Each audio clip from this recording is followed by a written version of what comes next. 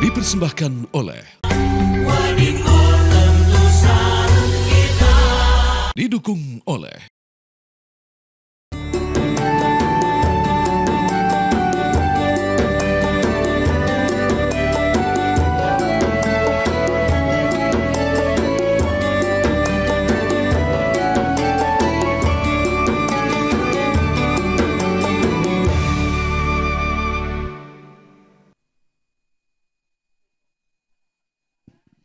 Bismillahirrahmanirrahim. Assalamualaikum warahmatullahi wabarakatuh. Innal hamdalillah, summa salatu wassalamu ala Rasulillah, la haula wala quwata illa billah. Puja dan puji syukur kehadirat Allah pemirsa. Senang sekali kita berjumpa lagi dalam Majelis Ilmu Damai Indonesiaku spesial Ramadan 1447 Hijriah.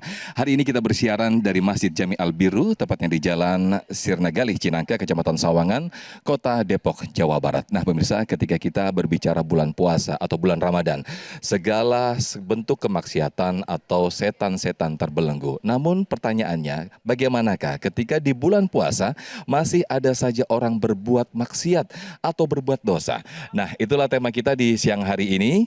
Bermaksiat di bulan puasa, apa ganjarannya? Bersama guru-guru kita yang akan membahas tema yang menarik ini, ada Ustadz Kasif Her dan juga Kiai Haji Abdul Wahab. Pemirsa, kita saksikan atau kita simak tausiah dari guru-guru kita dalam Majelis Ilmu Damai Indonesiaku spesial Ramadan 1447 Hijriah yang dipersembahkan oleh Sarung Wadimor, tentu sarung kita. Selamat menyaksikan. Assalamualaikum warahmatullahi wabarakatuh. Alhamdulillahi Rabbil Alamin. Salawatullahi wassalamuhu ala Sayyidina Muhammadin wa ala alihi wa ashabihi wa ajba'ihi ajma'in. Amma ba'du.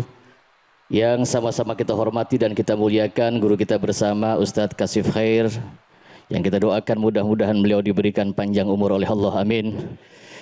Serta host kita Ustadz Sofyan, Bapak dan Ibu Jamaah Masjid Al-Birru, yang mudah-mudahan kita diberikan kekuatan untuk dapat melaksanakan ibadah puasa kita hingga tuntas sampai dengan kita masuk ke Hari Raya Idul Fitri. Amin ya Rabbal Alamin. Serta pemirsa Damai Indonesiaku di seluruh tanah air yang dimuliakan oleh Allah Subhanahu wa Ta'ala. Puasa ini adalah ibadah yang spesial, yang Allah perintahkan juga di bulan yang spesial. Maka Damai Indonesiaku TV One membuat program namanya Damai Indonesiaku Spesial Ramadan. Karena memang bulan Ramadan ini bulan yang spesial. Mengapa bulan ini menjadi spesial? Sampai kita terkena kewajiban melakukan ibadah puasa. Karena memang bulan Ramadan ini disebut dengan bulannya Al-Quran. Al-Quran turun di bulan Ramadan. Sebagaimana firman Allah, Syahrul Ramadan alladzi unzila fihil Quran hudal linnasi wa bayyinatin minal huda wal furqan. Maka saking mulianya Al-Quran, saking agungnya Al-Quran, kita diwajibkan untuk melakukan ibadah puasa. Ibu, paham gak saya ngomong? Kenapa kita diwajibkan berpuasa di bulan Ramadan? Karena kita memuliakan diturunkannya Al-Quran, yang Al-Quran itu turun di bulan suci Ramadan. Maka setiap memuliakan sesuatu pun, Nabi besar kita Muhammad SAW melakukan ibadah puasa. Lihat, Nabi Muhammad itu kalau hari Senin beliau berpuasa. Nabi Muhammad ditanya, ya Rasulullah, mengapa engkau berpuasa di hari Senin? Nabi Muhammad menjawab, karena hari Senin itu hari aku dilahirkan. Hari Senin aku diangkat menjadi Rasul. Hari Senin aku memindah Hajar Aswad. Dan hari Senin, karena hari Senin ini adalah hari aku dilahirkan, aku diangkat menjadi Rasul.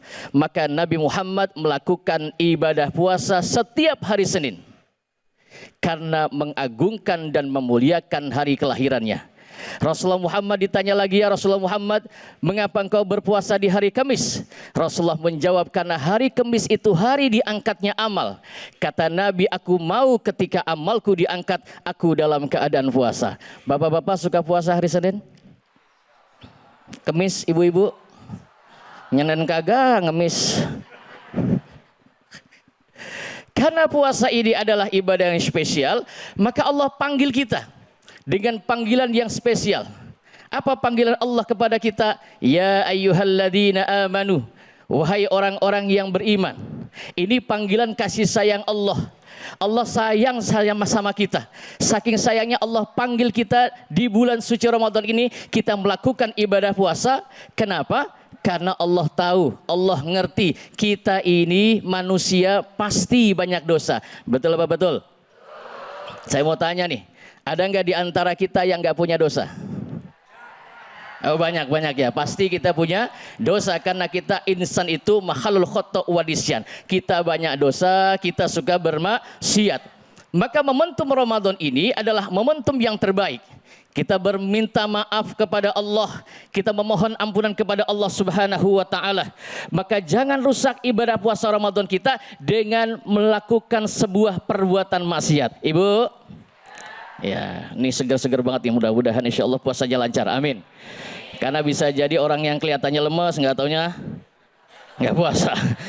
Boleh jadi orang yang kelihatannya segar padahal dia puasa. Karena puasa itu adalah ibadah siriyah, ibadah rahasia yang tahu hanya kita dengan Allah Subhanahu wa taala. Anak nggak tahu, mertua nggak tahu, istri juga nggak tahu. Betul? Maka ibadah siriyah. Ibu, Bu, jangan rusak ibadah puasa kita dengan maksiat. Apa sih definisi maksiat? Maksiat itu adalah sebuah perbuatan, juga perucapan dan perbuatan hati yang melanggar daripada perintah-perintah Allah Subhanahu wa taala. Nih, terutama di bulan suci Ramadan ini. Dengan apa? Satu, hindarkan yang pertama yang bisa merusak pahala puasa kita. Satu, bohong. Bu, mudah-mudahan nih tampangnya orang-orang jujur semua, amin. Enggak ada yang pernah bohong, amin. Lagi ngaji masa bohong. Bohong. Saya ditanya, Ustadz, saya punya suami Pak Ustadz. Suami saya itu puasa kalau siang. Tapi kalau malam ngomongnya mau berangkat sholat tarawih Pak Ustadz. Nggak taunya dia berangkat mancing Pak Ustadz. Itu kira-kira bohong apa bukan? Bukan bohong. Itu namanya nggak berani jujur. Sebetulnya dia nggak mau bohong, cuma dia karena takut sama istrinya sehingga dia nggak mau jujur. Karena memang rata-rata bapak-bapak takutnya sama bininya. Iya Pak, iya. Iya, udah jujur aja deh. Makanya bapak-bapak mah kelihatan kurus-kurus, emaknya gendeng gemuk-gemuk. Jangankan kita orang biasa, sedikit. Sekelas Fir'aun saja, sekelas Fir'aun itu takutnya sama siapa? Tuh tahu bininya katanya. Emang iya. Fir'aun dipersiapkan oleh Allah punya istri. Istrinya namanya Asia. Istrinya namanya Asia. Ada nama Asia di sini? Ada nggak Asia? Marni ada Marni. Nopi ada Nopi. Nah itu nama ibu-ibu yang doyan COD tuh. Asia dipersiapkan oleh Allah untuk mengambil bayi Musa. Maka Asia ini wanita solehah yang dipersiapkan oleh Allah walaupun menjadi istrinya Fir'aun. Asia ini dipersiapkan oleh Allah untuk mengambil bayi Musa. Ketika bayi Musa dihanyutkan, maka Asia berada di belakang istana, di pinggir kali. Maka ada lagunya tuh ya, indung apa namanya, aduh mandi di kali. Nah itu Siti Asia tuh, Siti Asia Sawangan tuh. Kalau itu Asia binti Muzahim. Begitu diambil oleh Asia, dilihat oleh Fir'aun, ternyata ini bayi laki-laki, tidak boleh. Apa kata Asia? Abang, pokoknya kalau abang gak boleh, saya itu Fir'aun takut sama Asia. Ibu, satu, yang pertama yang bisa membatalkan pahala puasa kita adalah dusta, berbohong. Yang kedua, yang bisa membatalkan pahala puasa kita adalah ghibah.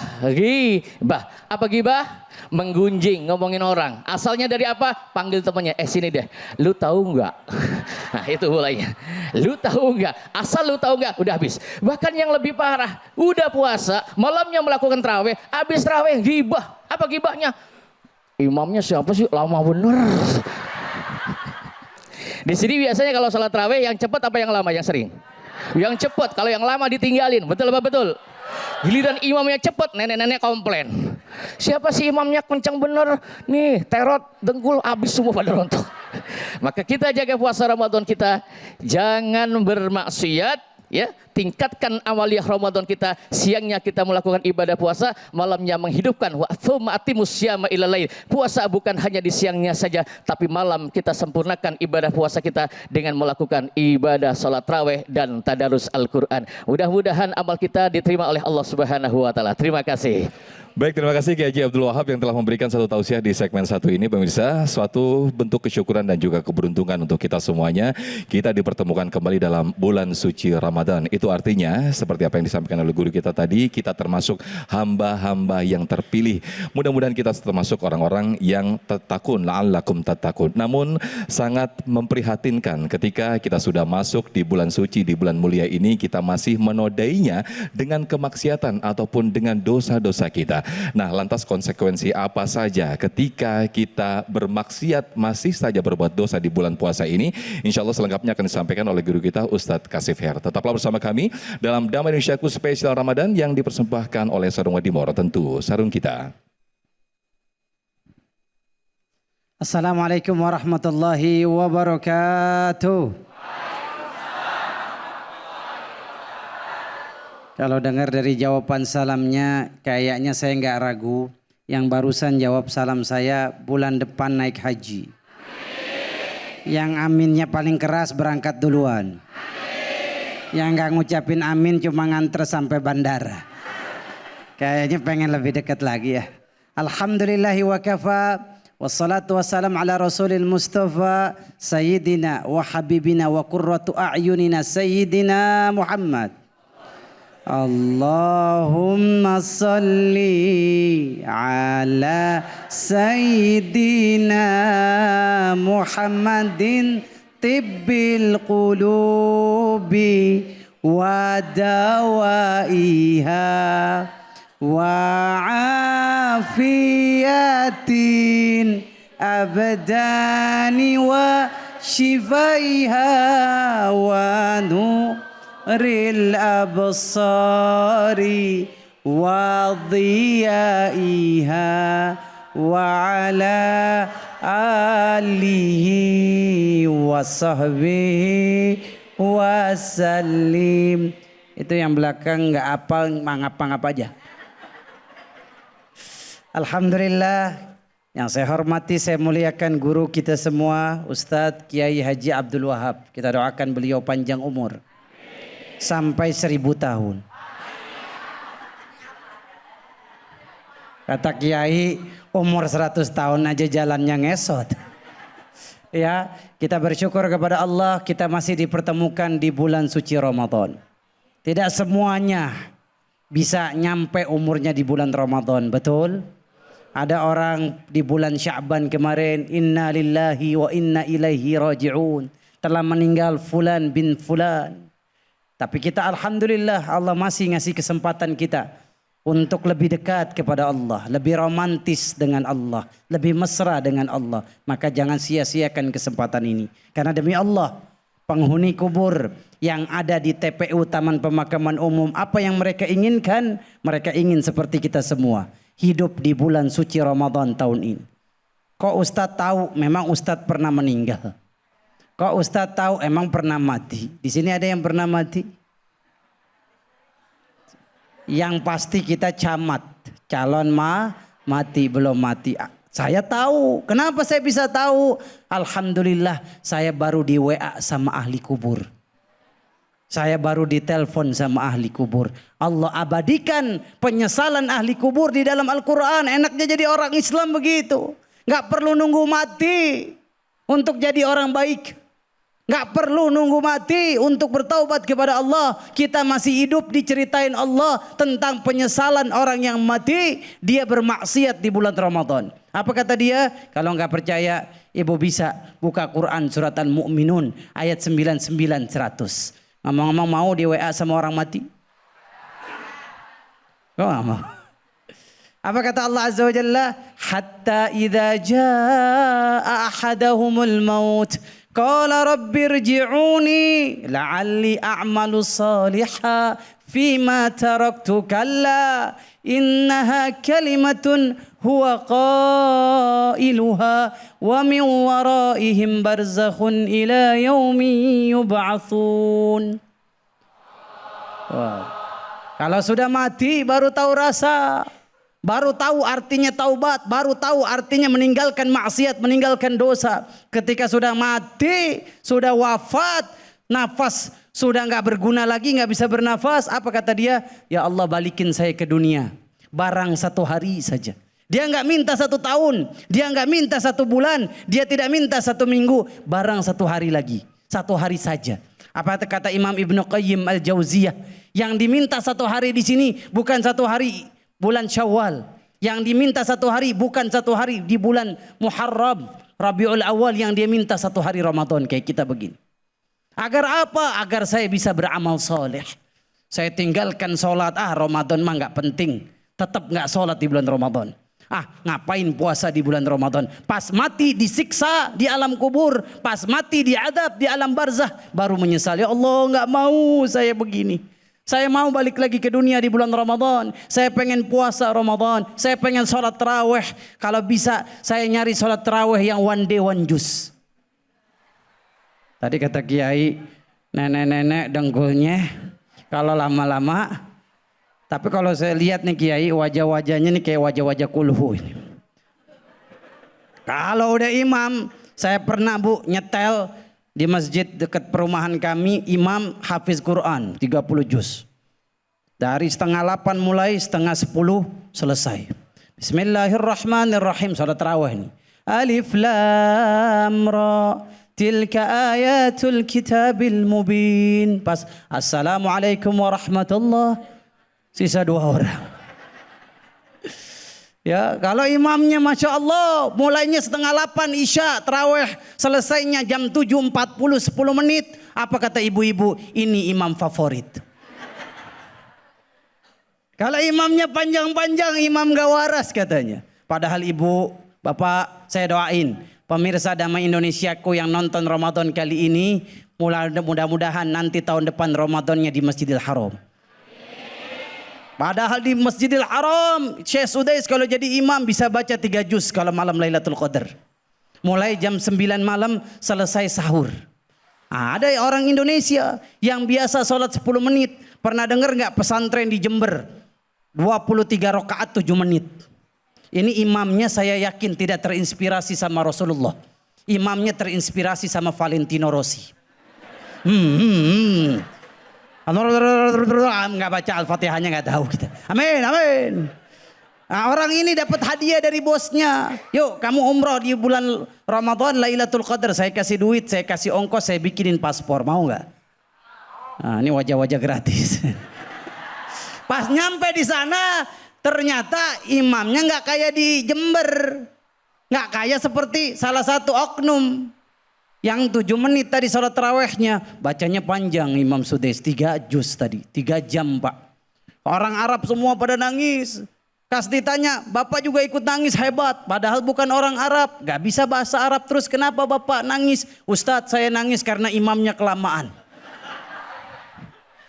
Karena di Indonesia biasa pendek-pendek, cepet-cepet. Maka jangan. Wahai engkau yang menginginkan ampunan Allah, nih bulan Ramadan bulan yang tepat. Bulan yang layak untuk engkau meminta ampunan kepada Allah.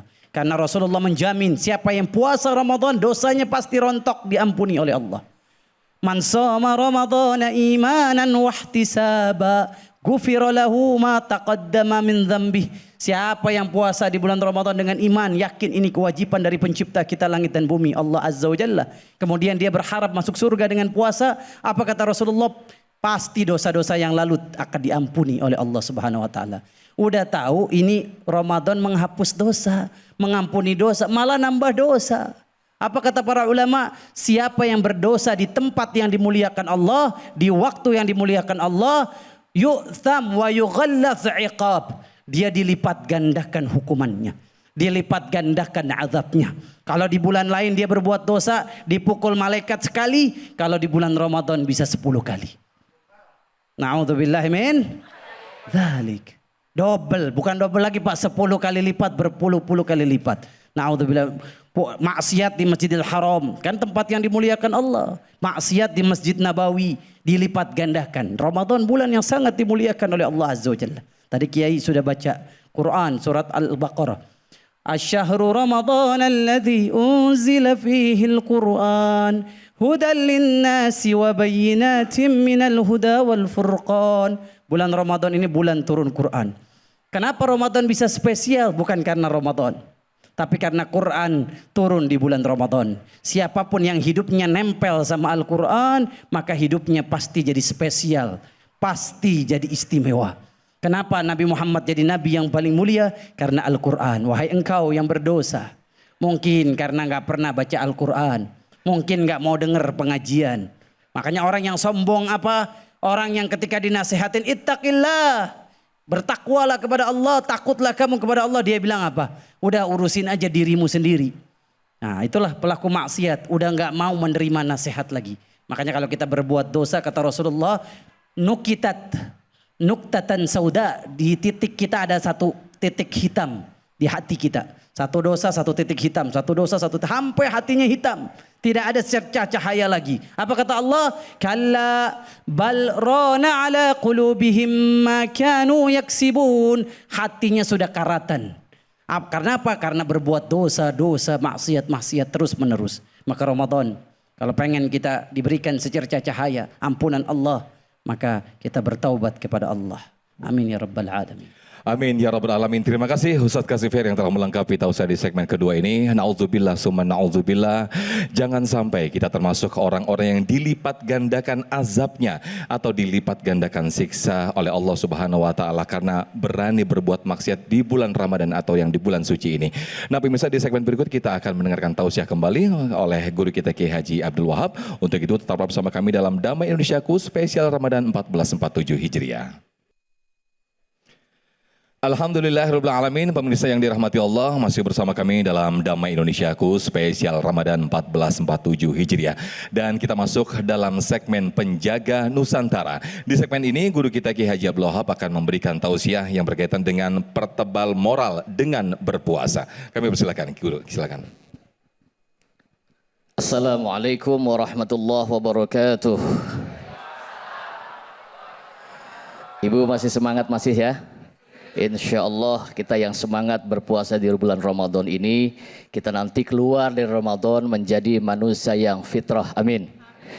Manusia yang suci, bersih tanpa dosa, amin. Kayaumin waladas ummuhu, bagaikan seorang bayi yang baru dilahirkan dari rahim ibunya. Kenapa dicontohkan bayi? Karena bayi mah dicium kapan aja enak, beda sama emak-emak. Begitu ya. Pemirsa Damai Indonesiaku yang dirahmati oleh Allah Subhanahu wa taala. Ada etika ataupun moral yang kita lakukan di bulan Ramadan ini. Kenapa maksiat masih terjadi? Orang puasa di bulan Ramadan tapi maksiatnya masih jalan. Kenapa? Karena pasti ada biangnya. Betul apa betul? Siapa biangnya? Ustadz, katanya kalau di bulan Ramadan itu setan katanya dibelenggu. Begitu ya? Nah, kita dengar dari Ustadz tuh, kalau bulan Ramadan, bulan puasa setan dibelenggu. Tapi kenapa banyak di bulan Ramadan orang masih melakukan maksiat dan dosa? Jawabannya setan itu ada dua. Satu minal jinnati wan nasi. Setan itu yang bangsa jin nggak kelihatan ama mata.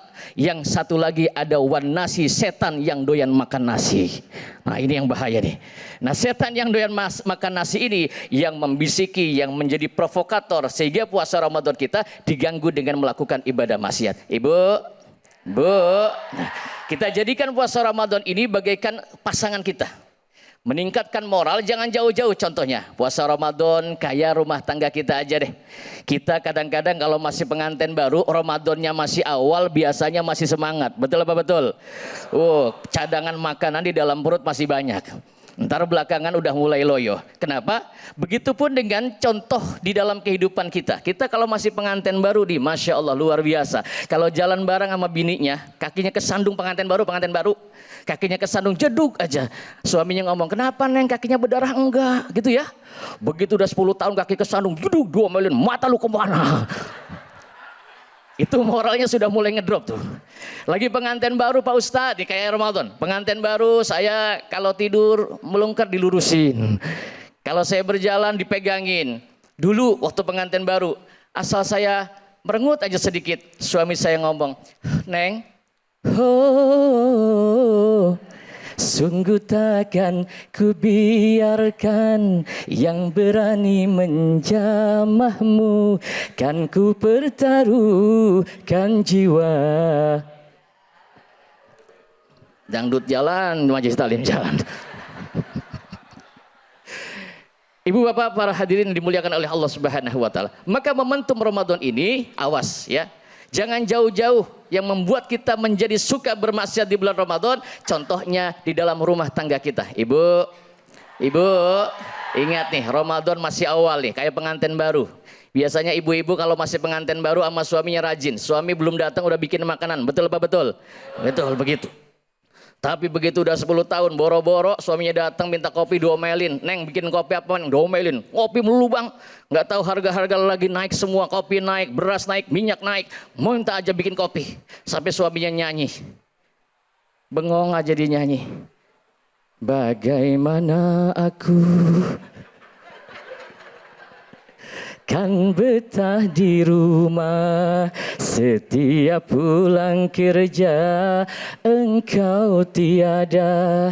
Jangankan menyambutku dengan senyum manismu, secangkir kopi pun tak tersedia. Oh.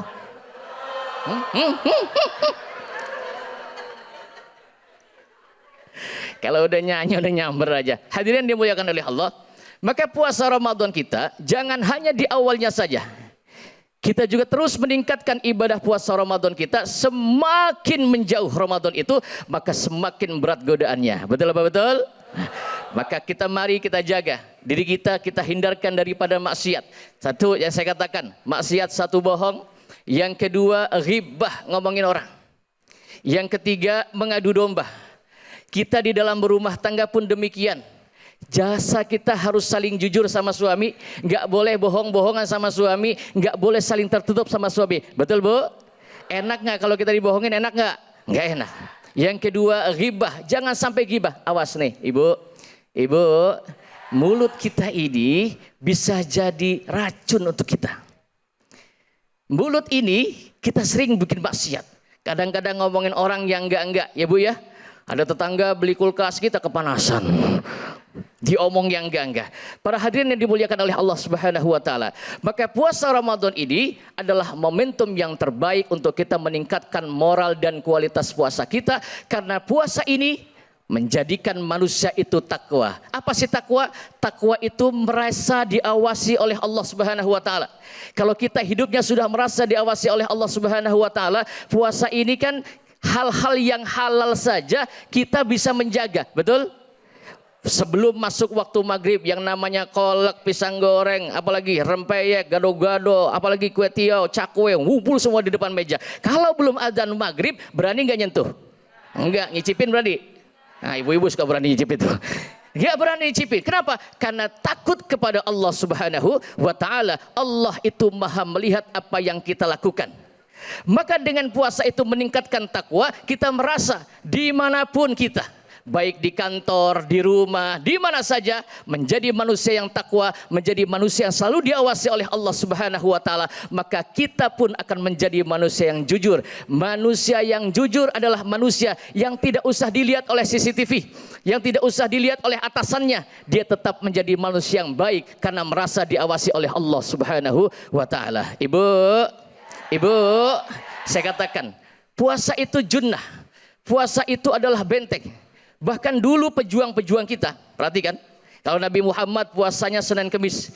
Dulu ulama-ulama kita, wali-wali Songo, itu ketika berjuang mempertaruhkannya, mempertaruhkan kemerdekaan Republik Indonesia. Ulama-ulama wali Songo itu, mereka ketika berjuang, saya diceritakan oleh ayah saya, almarhum Kiai Haji Ahmad Dasuki Adnan, pimpinan pesantren Al-Wasilah itu ayah saya. Ayah saya bilang, Wahab, dulu itu ulama-ulama, para ustadznya ketika berjuang melawan penjajah itu mereka ahli puasa. Kalau siangnya puasa, malamnya melek zikrullah. Ibu-ibu kalau malam suka bangun nggak? Ngapain? Itu ulama-ulama kita. Mereka siangnya berpuasa, malamnya bangun zikrullah, takarub kepada Allah. Maka ulama zaman dulu ahli puasa. Maka kiai zaman dulu mah begeng-begeng. Ngerti begeng? Kurus, jalannya asal angin goyang. Beda sama kiai sekarang. Mereka berjuang melawan penjajah Belanda tidak dengan senjata, tapi dengan riyadhah dan puasa mampu. Sampai saya bilang ketika penjajah Belanda datang, itu kiai ditembak saking saktinya. Dia ahli puasa sakti. Begitu ditembak, der, nggak mati. Saya nanya, Pak kenapa nggak mati? Nggak kena. Kalau kena, nah, bahkan kiai zaman dulu bisa ngilang, dicari Belanda tidak ketemu. Dulu kiai bisa ngilang, zaman sekarang banyak yang bisa ngilang, terutama kalau ditagih kreditan. Terima kasih. Assalamualaikum warahmatullahi wabarakatuh. Waalaikumsalam warahmatullahi wabarakatuh. Terima kasih Kiai Haji Wahab yang telah memberikan tausiah di segmen 3 ini. Mudah-mudahan momentum Ramadan ini suatu momen untuk mempertebal moral kita dan juga menjadikan kita berakhlak karimah. Nah pemirsa, di segmen berikut kita akan masuk dalam segmen Bincang Syariah. Tetaplah bersama kami dalam Damai Indonesiaku Spesial Ramadan 1447 Hijriah. Alhamdulillahirrahmanirrahim, pemirsa masih bersama kami dalam Damai Indonesiaku Spesial Ramadan 1447 Hijriah. Dan saat ini kita masuk dalam segmen Bincang Syariah bersama Adira Finance Syariah.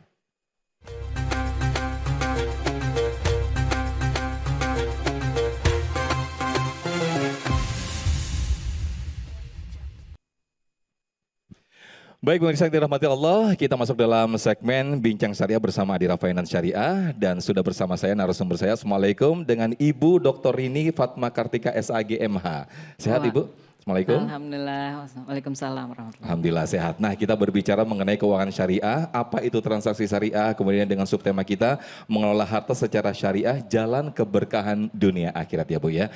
Nah kita akan berbicara dulu, yang akan saya tanyakan terlebih dahulu bagaimana sesungguhnya apa yang dimaksud dengan keuangan syariah itu sendiri Bu. Mohon dijelaskan Ibu. Baik, terima kasih para jamaah sekalian gitu ya. Tentu pada kesempatan ini saya akan sedikit menjelaskan terkait dengan keuangan syariah ya. Jadi keuangan syariah itu adalah keuangan di mana baik itu sistem atau operasionalnya mulai dari penghimpunan terus kemudian penyalurannya berdasarkan prinsip-prinsip Islam. Sebenarnya ada 3 elemen kunci. Yang pertama yaitu adanya larangan maghrib. Bukannya waktu maghrib buka puasa ya. Maghrib itu singkatan dari maisir, goror, dan juga riba. Nah, jadi maisir itu apa? Maisir itu untung-untungan, spekulasi, ya. Terus kemudian goror itu ketidakjelasan. Dan riba mungkin Bapak Ibu tahu semua ya, riba itu adalah sesuatu hal yang dilarang ya di dalam agama kita. Dan tentu jelas ya di dalam ayatnya ya yang menjadi potongan ayat di Al-Baqarah bahwa Allah menghalalkan jual beli dan mengharamkan riba. Nah kemudian tadi sudah dijelaskan apa itu sesungguhnya dari keuangan syariah itu. Nah ciri-ciri mungkin lebih dijelaskan kepada para jamaah dan juga para pemirsa Damai Indonesiaku. Ciri-ciri utama dari keuangan syariah itu sendiri apa sih itu Bu? Dalam keuangan syariah itu memang sekarang ini kalau mungkin Bapak Ibu ikut bertransaksi ya di lembaga keuangan syariah. Di lembaga keuangan syariah itu ada namanya Dewan Pengawas Syariah. Dewan Pengawas Syariah itu yang mengawasi kaitannya dengan produk, terus kemudian operasionalnya, itu harus sesuai dengan fatwa. Fatwa yang dikeluarkan dari DSN MUI. Nah sehingga tentu alhamdulillah ya sekarang ini semenjak Februari sampai Februari 2026, alhamdulillah DSN MUI sudah mengeluarkan sekitar 166 fatwa. Nah sehingga Dewan Pengawas ini harus juga upgrade ya untuk bagaimana keterkaitannya dengan fatwa-fatwa tersebut. Dan mungkin yang lebih ini lagi adalah kaitannya dengan operasional ya. Operasional itu memang operasional dari keuangan syariah itu adalah bagi hasil. Jadi tidak ada namanya Misalnya apa ya, kreditur dan debitur. Jadi peminjam dan yang meminjam gitu ya. Nah jadi kalau di dalam keuangan syariah itu sifatnya bagi hasil itu untung sama-sama, rugi sama-sama gitu. Nah sehingga kaitan dengan itu kaitannya dengan hubungan antara lembaga keuangan dengan nasabah itu kemitraan sifatnya gitu ya. Jadi ada unsur ta'awun, ada unsur tolong menolong ya untuk bisa mengembangkan bisnis syariah itu lebih baik lagi. Oke. Nah sekarang ini kan banyak sekali lembaga keuangan ataupun jasa keuangan yang dengan berbagai label dan juga merek. Nah cara mengidentifikasinya ini seperti apa Bu? Mana keuangan yang syariah dan mana yang keuangan yang tidak syariah? Bagaimana Bu ini?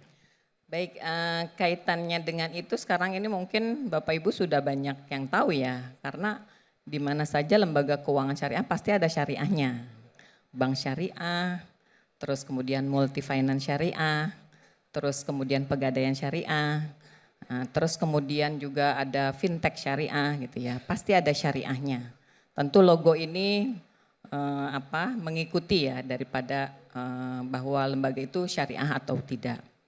Terus yang kedua, yang perlu diperhatikan juga ketika nanti masuk dalam perjanjian, tentu ada akad-akad syariah di dalamnya. Entah itu murabahah, mudorobah, ijaroh atau sewa menyewa dan lain-lain. Nah, terus kemudian juga di dalam dalam prakteknya atau dalam operasionalnya, ketika masuk dalam kategori pembiayaan, jangan sampai kita terkecoh. Tadi misalnya saya mau beli kendaraan itu harganya 100 juta. Terus ditambah dengan keuntungannya. Jadi sudah disebutkan di awal 20 juta.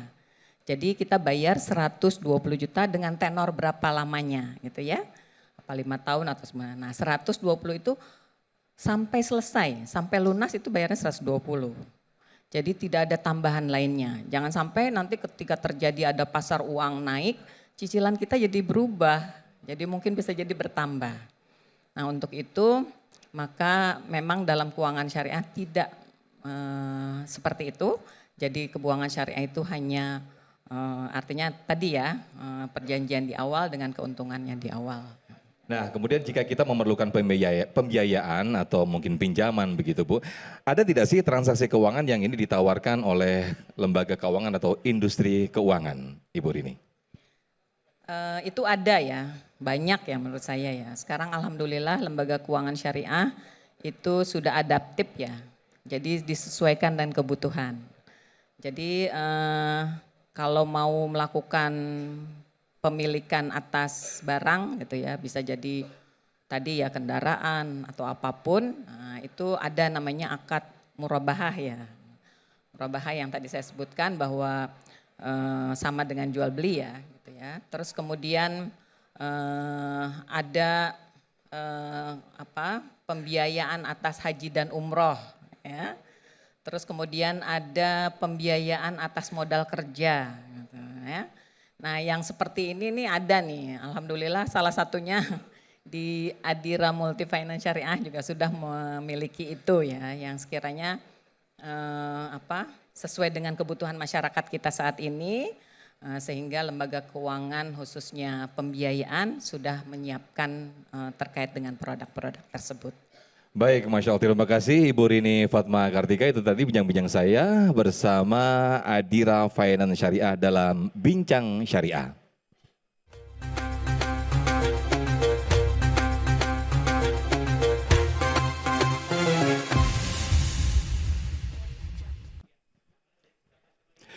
Baik pemirsa, sesaat lagi masih dalam Damai Indonesiaku Spesial Ramadan. Nanti kita akan masuk dalam segmentasi Dai Cilik Damai Indonesia. Masya Allah, tabarakallah, kembali lagi bersama kami dalam Damai Indonesiaku Spesial Ramadan 1447 Hijriah. Dan kita masuk dalam segmentasi Dai Cilik Damai Indonesia. Sudah bersama saya Ustadz Kasif yang nanti akan memberikan komentar ya. Siap. Ada dua anak-anak kita yang siap akan menampilkan tausiahnya yang tidak kalah heboh dan hebatnya dari ustadz-ustadz kita tadi nih. Masya Allah. Nanti insya Allah akan menjadi penerus kita Ustadz ya. Amin. Dai dan Daya. Inilah Ananda Almer Hazik Musyafa yang masih kelas 3 SD. Masya Allah. Sudah siap? Oke, 3 menit dari sekarang saya hitung. 3, 2, 1, mulai. Burung merpati terbang terarah, terbang melayang bersorak ajib, memberi salam hukumnya sunnah, menjawab salam hukumnya wajib. Assalamualaikum warahmatullahi wabarakatuh. Waalaikumsalam warahmatullahi wabarakatuh. Hamdan wa syukron lillah, salatan wa salaman ala rasulillah, wa ala alihi wa sahbihi wa man wala, amma ba'du. Yang saya hormati para asatid dan asatizah dan hadirin yang dirahmati Allah Subhanahu wa taala. Puja puji syukur kehadirat Allah Subhanahu wa taala yang Maha Pengasih, yang tak pernah pilih kasih, yang Maha Penyayang, yang sayangnya tiada terbilang. Salawat berserta salam marilah kita sampaikan kepada Nabi Muhammad sallallahu alaihi wasallam yang telah membawa kita dari zaman jahiliyah menuju zaman yang penuh dengan ilmiah sampai sekarang. Hadirin yang berbahagia, perkenalkan nama saya Almer Hazik Musyafa, kelas 3, akan menyampaikan pidato yang berjudul Membangun Generasi yang Qur'ani di bulan Ramadan. Al-Quran adalah mukjizat terbesar Nabi Muhammad SAW yang diturunkan di bulan Ramadan, atau yang biasanya disebut nuzulul Quran. Allah Subhanahu wa taala berfirman, Bismillahirrahmanirrahim. Syahrul Ramadan allazi unzila fihil Qur'an hudal linnasi wa bayyinatin minal huda wal furqan. Quran surat Al-Baqarah ayat 185. Melalui ayat ini Allah Subhanahu wa taala berfirman, Al-Quran tidak diturunkan di bulan sembarangan, ia diturunkan di bulan suci Ramadan. Isinya diantara lain hudalin nas, yakni sebagai petunjuk bagi manusia. Yang bengkok bisa menjadi lurus, yang buruk bisa menjadi bagus, yang gemuk bisa menjadi yang terakhir itu mah namanya diet. Kemudian Al-Quran sebagai obat atau syifa, terutama penyakit hati seperti iri, hasut, dan dengki. Tapi jangan pula cari obat sakit hati di apotik ya. Tidak bakalan ketemu, guys. Terus carinya di mana? Carinya ada di musola, di masjid, di majelis taklim, dan banyak-banyak membaca Al-Quran. Apalagi ini di bulan Ramadan, setiap kebaikan dilipat gandakan. Hadirin yang berbahagia, subhanul yaum rijalul god. Hari ini kami anak-anak, besok lusa kami akan menjadi pemuda yang gagah perkasa, yang berani menyerukan kebenaran dan menaklukkan kebatilan. Jalan-jalan ke Taman Mini, mampir sebentar membeli kuaci. Pidato saya cukup sampai di sini. Lain waktu kita sambung lagi. Permendikulum tapi terjatuh. Wassalamualaikum warahmatullahi wabarakatuh. Waalaikumsalam warahmatullahi wabarakatuh. Masya Allah, barakallahu fiik atas nama Almer. Silakan komentarnya Ustadz Kasif. Bagaimana nih Ustadz Sofyan, Masya Allah ya, seumur Almer yang masih kelas 3 SD sudah berani tampil. Tadi juga dia nggak ada slip of tongue, ya, jadi tidak, ya kata-katanya sudah terukur, terarah, cuma tinggal nambahin gimmick. Ya gimmick, Gimmick itu apa tuh, Ustaz? Gimmick itu ya seperti tadi ketawanya ada, kalau Oke. materinya sedih tentang sedih gitu. Jadi gimmick. Kemudian lebih hafalin lagi Qur'annya, hadisnya lagi sayang, karena agama Islam itu dibangun pondasinya dua, Quran dan hadis sahih. Itu yang banyak dihafalin sama Hazik. Ya insya Allah Hazik jadi anak soleh yang sukses, jadi dai terkenal sedunia insya Allah. Amin, amin ya rabbal alamin. Masya Allah. Sekali lagi tepuk tangan untuk Ananda Hazik. Dan silakan boleh duduk kembali Ananda Hazik. Dan nanti berikut, di bawah saja mic-nya. Oke, mic-nya di bawah aja Hazik. Iya. Baik, berikutnya saya akan panggilkan atas nama Ananda Keila Ramadhani. Oke, boleh maju ke depan untuk siap-siap.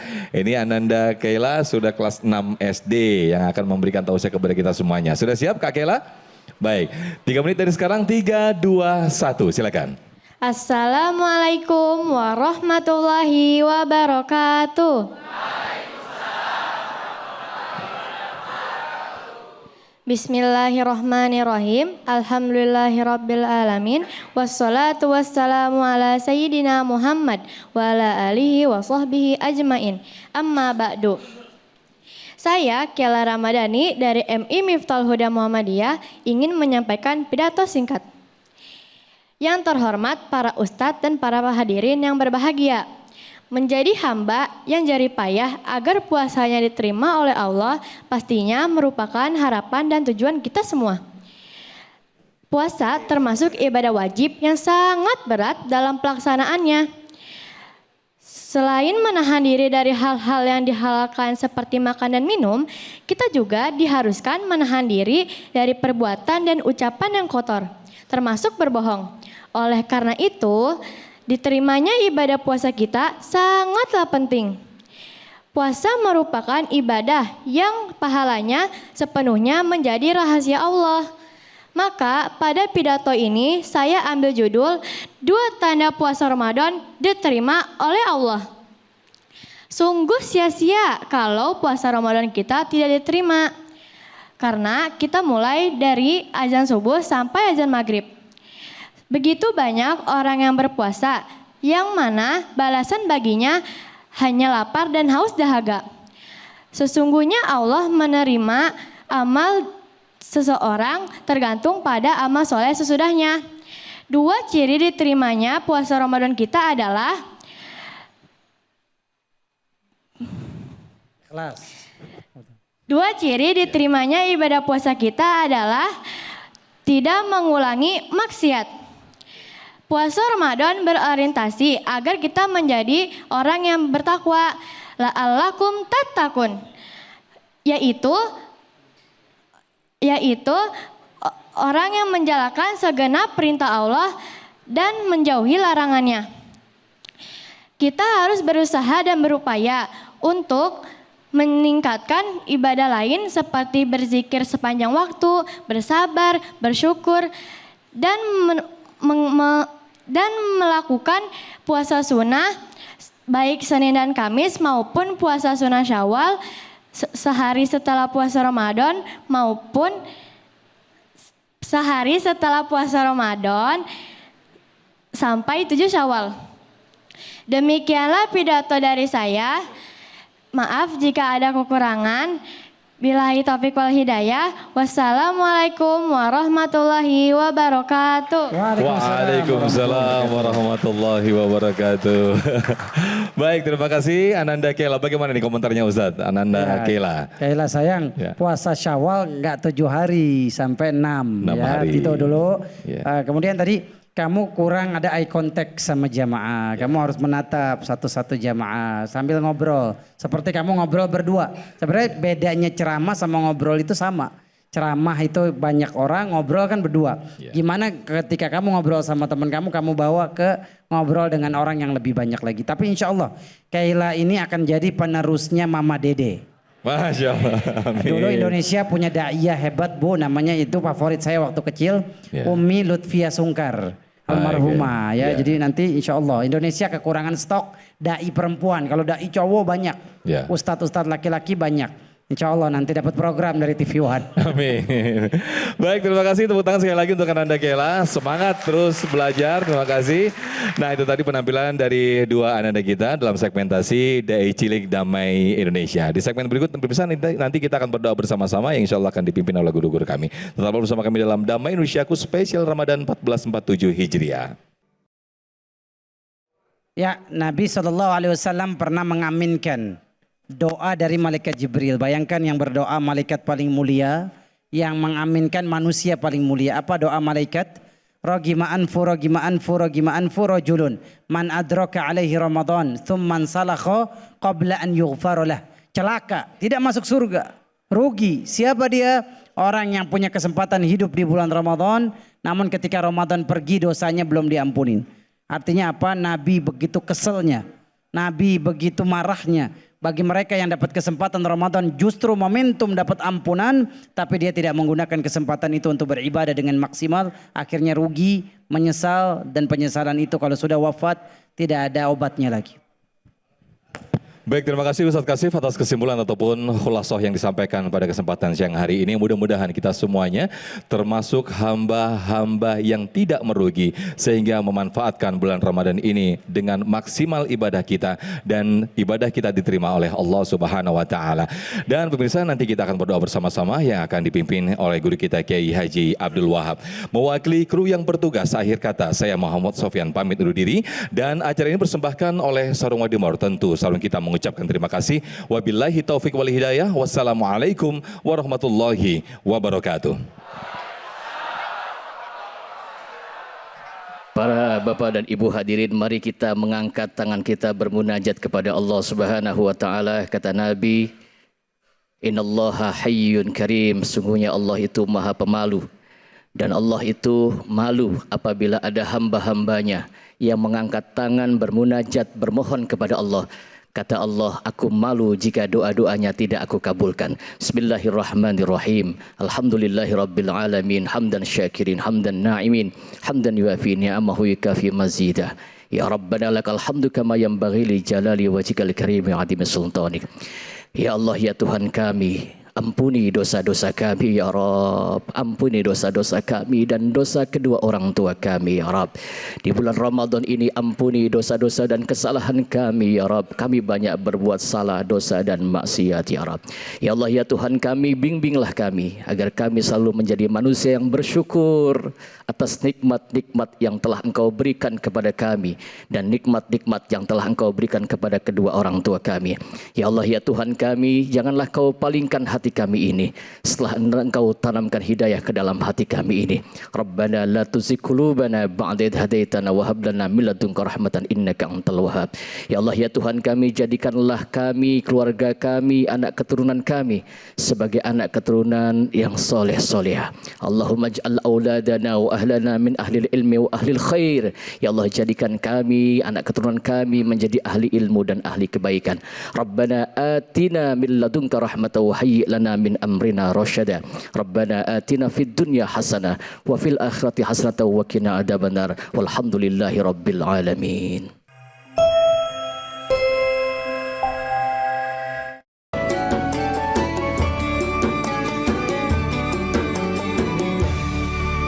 Dipersembahkan oleh didukung oleh